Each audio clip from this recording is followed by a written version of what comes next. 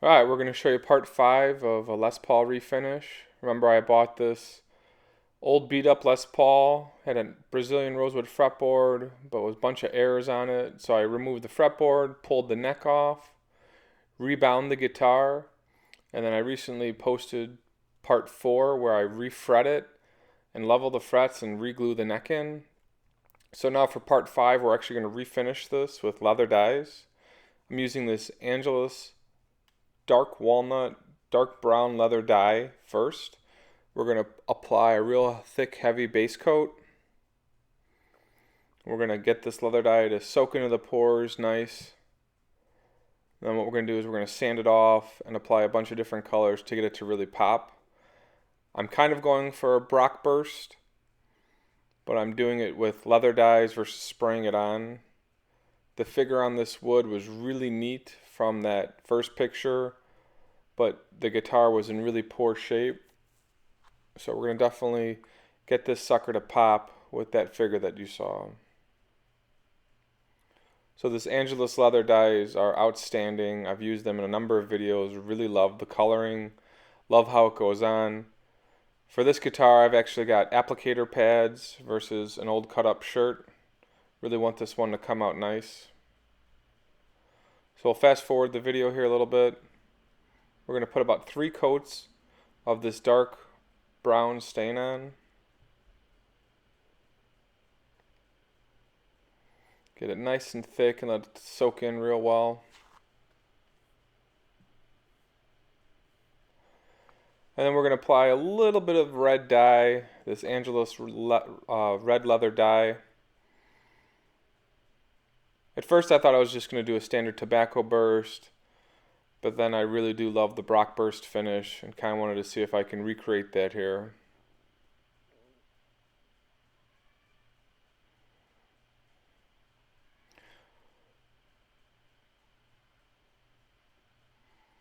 So put this first coat on, get it to soak in over the brown. Didn't want that red base, wanted a brown base. Wipe off any of the excess here. Then we're going to sand this off. So this is 12 hours later. I've got my light sander, which is a Black & Decker sander. It's a very low ampage sander. This is 400 grit sandpaper, and we're going to pull off the brown dye and let it sit where it's actually soaked into the figure. So we're going to put 2 different pieces of 400 grit on. This stuff sticks to the sandpaper a little bit. There you go, it's all clean. Ready for the red and the yellow. So next we're going to use this Angelus yellow leather dye. We're going to soak this in the applicator pad and then begin to wipe this on. And since I thought I was going to do a tobacco burst here, I thought I'd be doing a wipe on tobacco burst. I really didn't like the way the yellow and the brown popped on. This wasn't the look I was going for. Would need to be a little bit more figured. Sometimes Eastern hard rock maple, like this top isn't consistent figure. So we're going to go back with the brown rag and pour a little bit of yellow onto that brown dye applicator. We're just going to rub this in. And this helps create that fade appearance.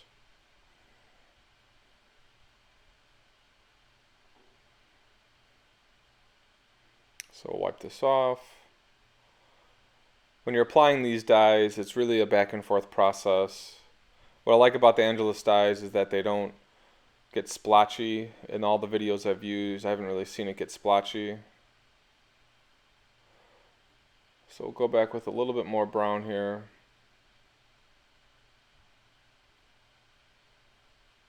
Again, wipe it off.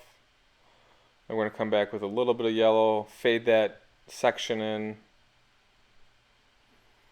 And this definitely wasn't the tobacco burst I was looking for. That's why I decided to go with the Brock burst. Add the red in here.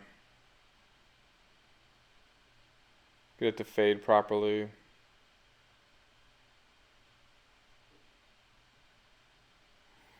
And here I'm just cleaning up a spot that didn't look right. Wipe it off. So then here's the red. We're just going to kind of fade it in on the top part. Didn't want to go too thick. Thought I would just do a couple swatches and then blend it in, but once the red hit it, it soaked in. So go back and just start to apply it. So here I would just wipe it in a couple sections, and you can see it doesn't do what I wanted it to do. So we'll just take that red and feather the edge.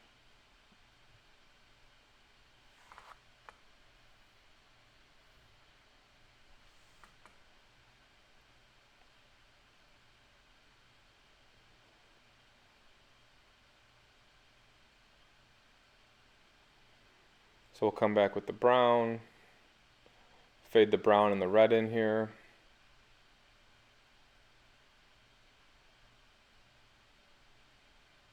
Wipe it off. And then we'll hit it one more time with yellow, trying to find a clean spot for the yellow. And we'll just rub this in. You can see the streaks there, and watch those streaks kind of disappear and dissipate once you apply that fresh coat of yellow.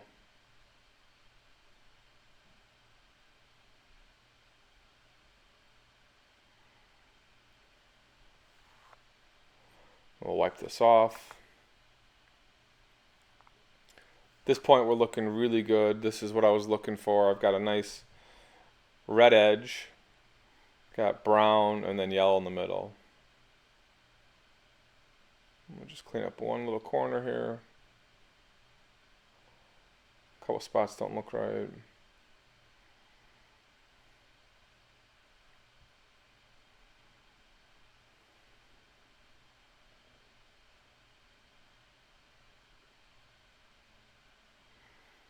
Here we're looking pretty good. Next step we're going to do is we're going to take some steel wool and just sort of finesse the top, make sure there's nothing sticking up. This will pull just a tad bit of color off and lighten it up just slightly. And then next we have to actually clean off the binding. So I get a razor blade, I tape one end of it, and we're just going to go ahead and scrape the binding. This gets it nice and clean.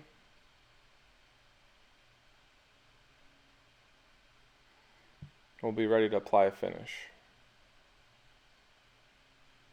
This takes about 25 minutes to go through and clean the binding up. And there we are, all clean. It's looking really good. Then we're going to go out and spray some lacquer. I'm using this classic instrument lacquer. And we're going to put 4 coats on of this. And it's looking really good here. Here's with the flash on. So then on the back side here, we're going to spray this with sanding sealer. This is Lawrence McFadden sanding sealer. They don't even make this stuff anymore. The company went out of business. I must have bought, I think, 5 gallons of this stuff years ago in little these pints, quarts, whatever. And then we're going to use the toner for the Brockburst brown. So we're going to take a little bit of lacquer thinner, about 30% lacquer thinner, 40% instrument toner, or classic instrument lacquer. This stuff works great, by the way. And then we're going to use this Mohawk. You can see this here, this dark brown, dark walnut stain. About 20%, 30% of the toner in. So it's like a 40-40-20 mix, with the toner being the lightest. And the color's looking pretty good here. You can see the color. That looks pretty good for what I'm going to be doing. And here we are before we're going to spray with the flash on. Top looks outstanding, and just a little bit of brown on the edge is going to look great. So I'm using my Fuji HVLP system, and we're just going to feather the outside edge here.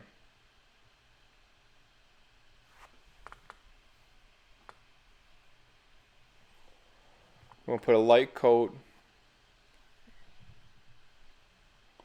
and go around the edge and just spray this light coat.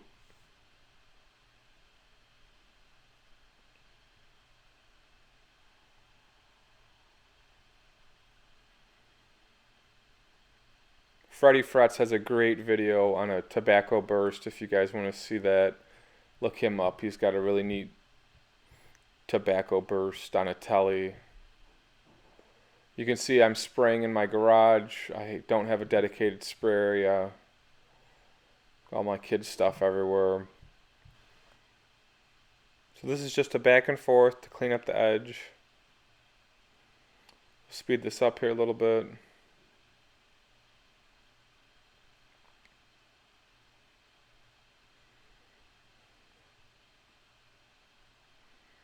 Just back and forth, real light mixture. You know, I've got very thinned out material. And then here we are. Here's a bunch of pictures. The guitar at this point is coming out real nice. The next couple steps here then are to clean the binding off again with a razor blade. I'm not going to film that. You can see how perfect this turned out with the brown in the beginning, really highlighting that figure. And then I had two trouble spots here on the neck where I had to use some filler because of all the material that was pulled off. One side looks good, still need to use a little bit more filler here.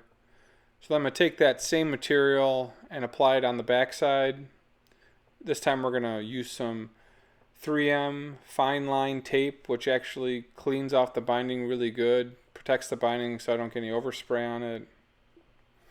And again with this, you're going to use a real wide pattern. Here I sped up the video for time's sake, but really wide patterns going back and forth. Actually found my respirator in the kids' room. So that's quite humid by me now here in the summer, and we'll see some cloudiness start to form. This picture's overexposed, but the trick is to take a 25% solution of lacquer retarder and a 75% solution of lacquer thinner, spray it on, let it mist off, and it'll clean up that cloudiness. This is an old painting trick if you're getting a lot of cloudiness. And then here's that 3M fine line tape, and you can see how nicely it covers up that binding and pulls off nicely. We'll put about 6 more coats of lacquer on the front and on the back. We'll let it cure for about 3 to 4 weeks, and then we'll wet sand it and buff it out. So I'm going to post this, and the next video will come out probably in the next 6 to 8 weeks once I get this sucker all done. So thanks for watching, guys. See you in the next vid, and check out my new website.